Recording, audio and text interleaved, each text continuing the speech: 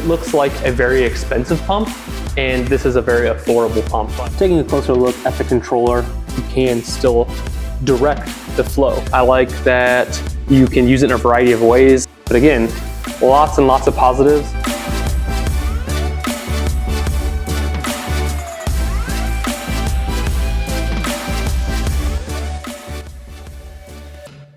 As I've said in other videos, I need to add some additional flow to this tank. And maybe it's because I have about a pound of hair algae on this MP40 over here, but in all seriousness, the MP40s do a great job, and they add plenty of flow up front and in between the rocks. But in the back, I have virtually no flow. And what ends up happening is a lot of detritus collects there, and I have quite a few dead zones. And so Hygger heard this, and they actually sent me a pump to try out. And so I'm going to get this pump on the tank today to hopefully eliminate that problem. It's what I would call like a mini gyre, and I'm going to add it, at least the plan for now is adding it vertically in the back of the tank there, and hopefully it will send kind of a mini blanket of flow across the back of the tank to help me get some movement back there, eliminate those dead spots, and again, ideally eliminate that problem. So I'm going to unbox this, let you know what I think, get it on the tank, provide initial thoughts, and of course, over time, I will let you know how it does and if it's something that I would recommend. All right, we'll do a relatively brief unboxing here. You can see on the front of the package, they have a 35 watt and a 50 watt of this model, and they sent me the 35 watt. It's pretty straightforward packaging. They have this nice styrofoam to keep it protected, but other than that, it's a box of styrofoam, so we'll get it out and take a look. Here's what's included in the box. First impressions, I think more than anything, is just the overall look to this pump.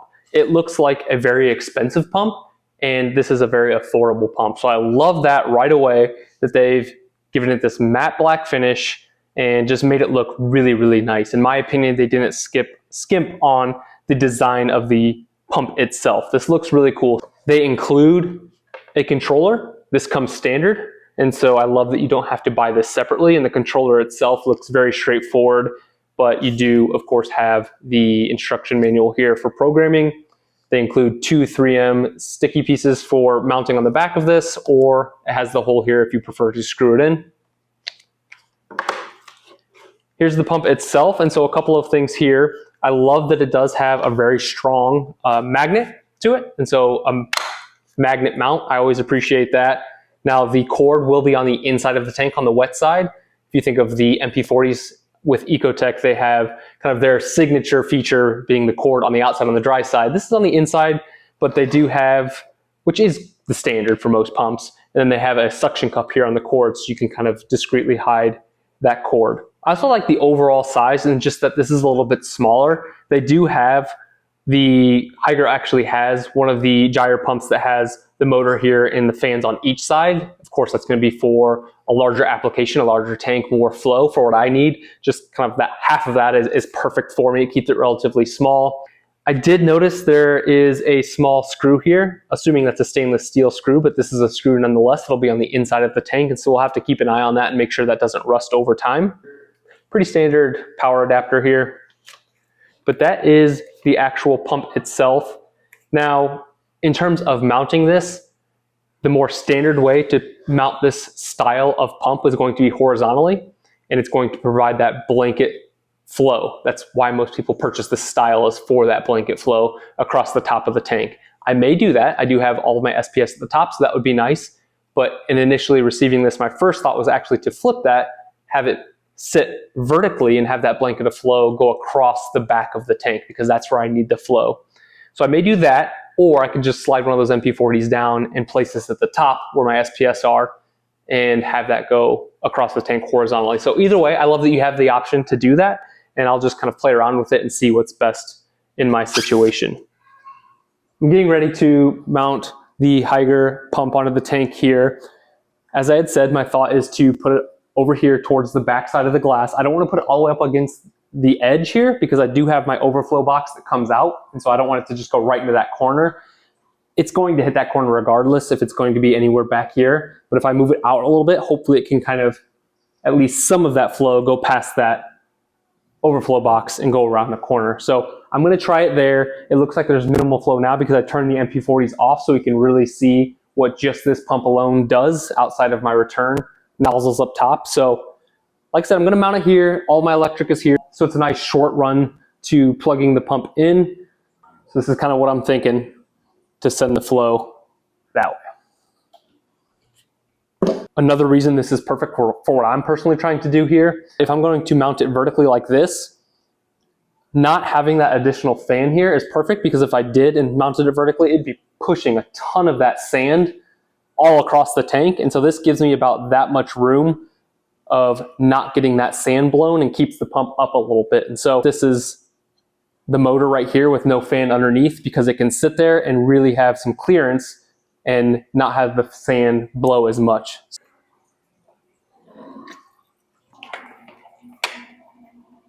So the way I have this set up here, this cord is already kind of tucked away in the corner really nicely. Don't even really need this suction cup, but we'll use it. Taking a closer look at the controller. First, this controller is what I would consider a touch controller, just meaning that none of these buttons actually press in. They're just touch to engage. So hopefully that works over time. I could see that failing maybe quicker than an actual press in button, but that's to be determined. And then there are various settings on the wave. And so the constant wave is just as it sounds. You can adjust the strength up here and just kind of set it and forget it. There is a gradient wave, which is going to be a gradual ramp up and ramp down. There's a classic wave, which is just going to be a simple back and forth kind of repetitive pulse. And then there's the random wave, which is more of a chaotic flow. And then you have your feed mode. Plus minus, obviously that's going to increase or decrease the strength of the wave. And then on this instruction sheet here, you can see which of the modes allow you to adjust the strength. And I've had gyres in the past. I forgot that most of the time you can still direct the flow. What I mean by that is if you turn this cage, you'll notice on the backside, there's no grates. And so all of these grates are the direction the flow is going to go. And you can turn this so that it goes more in the direction that you're looking for. So as you'll see, pretend it's vertical like I have it in the tank, but I can turn this grate and really direct the flow. And so where if I have it just dead on sitting vertically, it's going to go right into that overflow box. I can turn it a little bit and have it in that corner, so it kind of shoots more off at an angle, if that makes sense, from this corner. And so I'm still getting the flow along this back wall, but because it's at this angle, it's going to wrap around that overflow box right there in the middle. Now, ideally, because these are so affordable and I like them so much already, what I'll probably end up doing is getting another one of these to put on the other side, in that back corner. But for now, I love the versatility of utilizing just one in the corner and directing the flow in the direction I want it to go.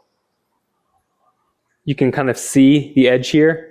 The back where there's no grates, it's turned this way, and it's almost going right into the wall. So I'm going to turn this until it's coming out in the direction I want it to go.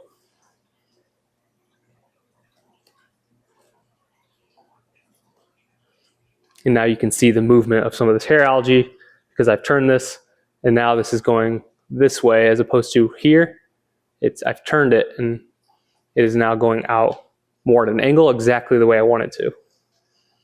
So perfect.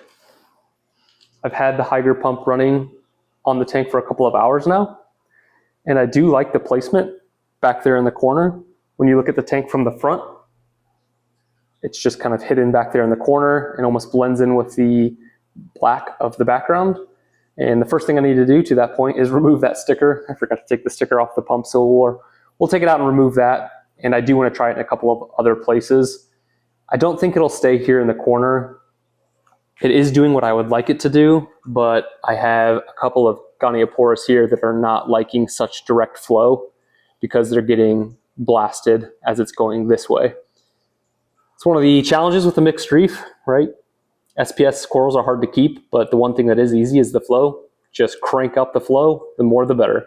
When you have a mixed reef, you have to be a little bit more strategic on where you're placing the flow and at what strength. And so, mainly because of the corals, I think I will first try to move the pump, still keeping it vertical, but with the same idea on this back corner here.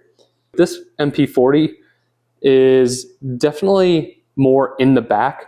And so because of that, it kind of already does get a little bit of flow going in that back corner area, whereas this MP40 is much more pushed forward and getting kind of the front of the tank a lot of flow, but there's not as much on this backside. And so I do want to move the new Hygger pump over to this corner, leave it vertical, and kind of send a blanket of flow backwards that way.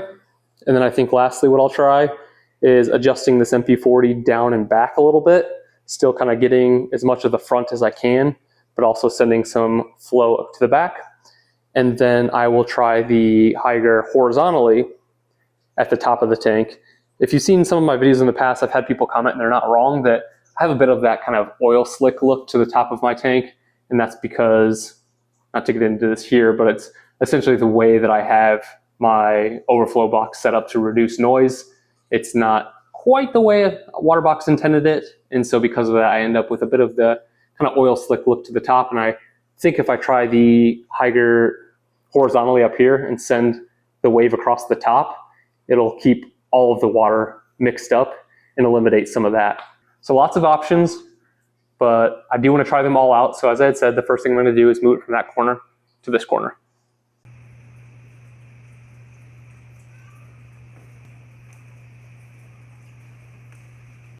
So this is the tank with the Hygger gyre mounted vertically in the back left corner, and it is definitely accomplishing the job here. There's no coral at all on that back side, let alone any LPS or SPS like the Goniopora on the right side. And so it's not bothering anything or making any coral close up, but it is definitely accomplishing the goal of kicking all of this detritus up and eliminating the dead spot here on the left side. As I had said, this MP40 doesn't do a perfect job on the dead spot back here, but it does touch enough to where I wouldn't even necessarily call it a dead spot in that back corner. But over here it definitely is, because as I had said, this MP40 is so far up. So this is eliminating that problem. As soon as I kicked it on, I could just see everything getting kicked up and then sent down to the sump where I have that roller mat. So that's going to do a really good job. The more detritus that collects there, the more nutrients I have. And if you know anything about this tank, I definitely battle hair algae, and so the less nutrients, the better. And so that pump in that corner is going to do a lot for me. And I really don't have to worry about it kicking up too much sand because of that motor being there and no fan blades on the bottom there. So you have all of that clearance before you get to the actual fan blades, and then it's kicking all of that up and eliminating that dead spot. So I really do like it there. I'm going to place it up here horizontally just to see what that looks like.